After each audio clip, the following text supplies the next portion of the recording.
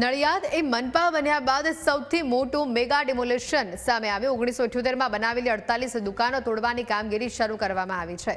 સરદાર ભુવનની દુકાનો તોડવાની કામગીરી શરૂ કરવામાં આવી છે। વેપારીઓને ઘણા સમયથી નોટિસ આપવામાં આવી હતી। નોટિસ બાદ પણ વેપારીઓએ ગુજરાત હાઈકોર્ટ સુધી રજૂઆત કરી હતી। આખરે આજે કોર્પોરેશને ડિમોલિશનની કામગીરી શરૂ કરી હોવાની વિગતો સામે આવી છે।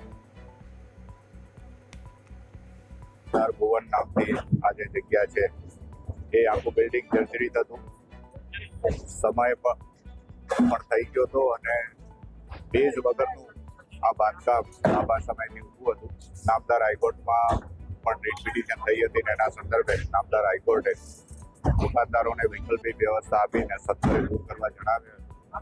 અમે આ દુકાનદારોને વૈકલ્પિક વ્યવસ્થા પણ આપી દીધી છે અને આ જર્જરિત માળખું બજારમાં કોઈ પણ જાનહાની ન થાય અને નાગરિકોની સલામતી જળવાઈ રહે એ હેતુથી જલ્દીથી જલ્દી દૂર કરવું જરૂરી હતું।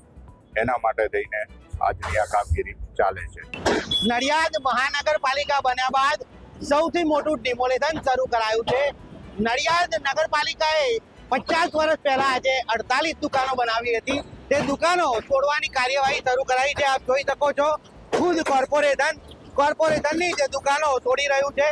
લગભગ 48 જેટલી આ દુકાનો છેલ્લા લાંબા સમયથી નગરપાલિકાએ વેપારીઓને ભાડે આપી હતી, પરંતુ આ દુકાનોનું સ્ટ્રક્ચર એ નબળું પડી ગયું હોવાથી છેલ્લા લગભગ 6 મહિનાથી આ દુકાનો તોડવા માટેની નોટિસો વેપારીઓને આપવામાં આવી હતી અને આખરે એ દિવસ આવી ગયો જ્યારે આ દુકાનો તોડવાની કાર્યવાહી કોર્પોરેશને હાથ ધરી છે।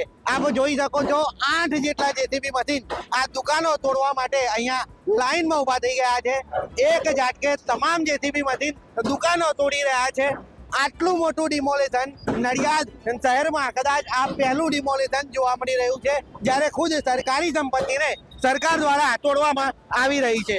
જોઈ શકાય છે આટલા મોટા ડિમોલિશનને કારણે જે વેપારીઓ વર્ષોથી અહીંયા દુકાનો ધરાવતા હતા, જે વેપારીઓનો રોજગાર ક્યાંક ને ક્યાંક છીનવાઈ ગયો છે।